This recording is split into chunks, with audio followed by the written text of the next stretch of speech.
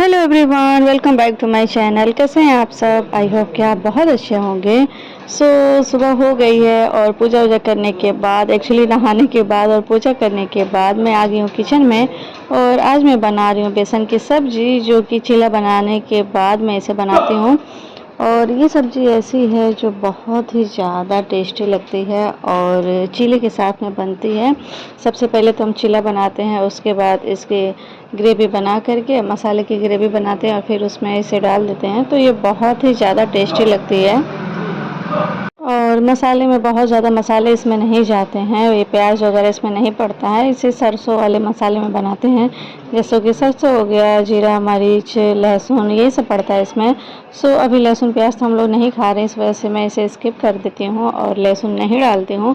But बहुत tasty तो नहीं खाएंगे, लेकिन हाँ ठीक ठाक ही बना था, क्योंकि मसाले वाली सब्ज़ी और प्रॉपर उसमें मसाला ना हो तो कैसे हो सकती है। लेकिन जो भी था लहसुन के बिना वैसे भी ठीक ही था। तो यहाँ पे मेरा चीला बन गया है और अभी मैं ग्रेवी बनाऊंगी और ग्रेवी बनाने के बाद इसमें मैं डाल दूंगी।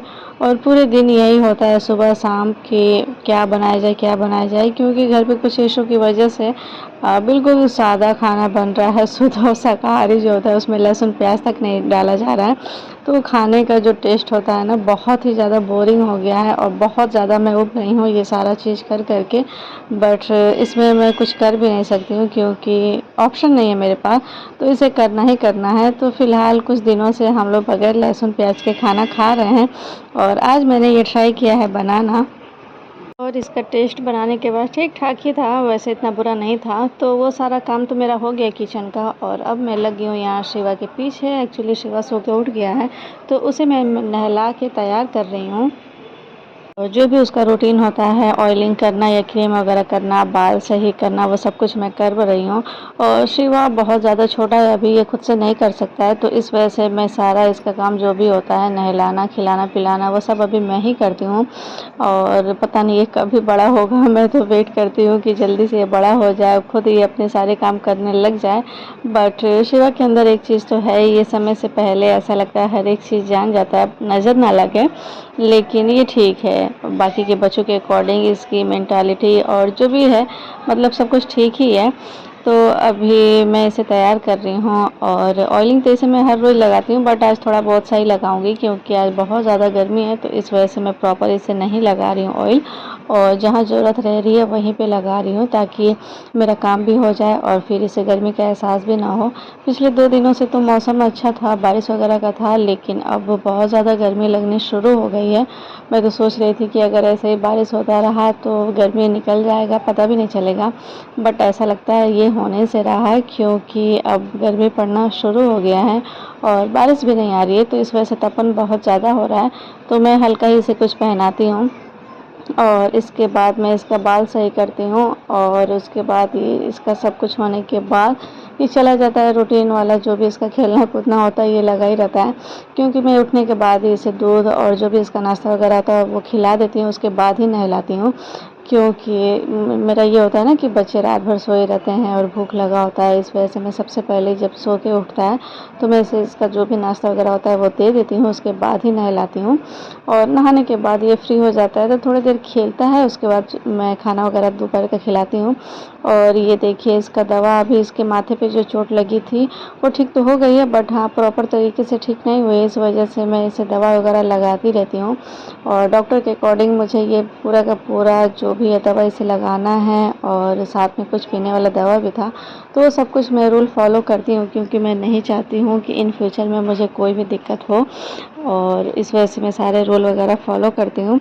तो शिवा दवा भी यहाँ पी लिया है और लगा भी लिया है, और डॉक्टर बोला था इसे 3 महीने के बाद दिखाने के लिए, तो वो भी मैं दिखा लूँगी। बट अभी तो ये सारा चीज़ है, दवा खाने के बाद ये पानी पी लेता है और इसके बाद ये चला जाता है खेलने के लिए, जैसा कि मैंने आपको पहले ही बताया है।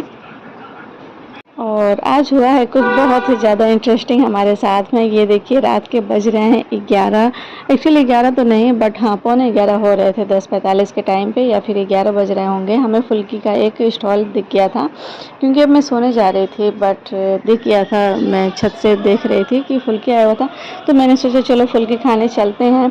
बट वो घर पे नहीं आ सकता था, इस वजह से हमने उसका जो भी ठेला होता है उसे घर के अंदर ही हम लोग ले लेते हैं, और उसके बाद से यहीं से मैं खाना स्टार्ट कर देती हूँ। मैं तो आंटी वगैरह को भी बोलती हूँ बट वो लोग नहीं आती हैं, क्योंकि जैसा कि मैंने बताया है कि लहसुन प्याज नहीं खाना है, तो उन लोग को डाउट था कि मतलब इसमें लहसुन प्याज होगा, तो इस वजह से वो लोग नहीं खाई हैं और मुझे बोला कि तुम खा लो, बाहर का खा सकती हो। सो इस वजह से मैं यहाँ पे खा रही हूँ और बहुत ज़्यादा मज़ा आता है। और फुल्की ख़त्म होने के बाद हम लोग चले आते हैं छत पे, और रात का जो भी दूध वगैरह होता है वो मैं पीती हूँ। और दूध पीने से पहले एक्चुअली मैं हफ्ते में एक बार ऐसा होता है जब मैं इस तरीके का दूध बनाती हूँ खुद के लिए, और इस दूध में मैं जो भी होते हैं थोड़े से मसाले वगैरह डालती हूँ, ताकि ये हेल्थ वाइज बहुत ही ज़्यादा अच्छा होता है और बहुत ज़्यादा फ़ायदा करता है।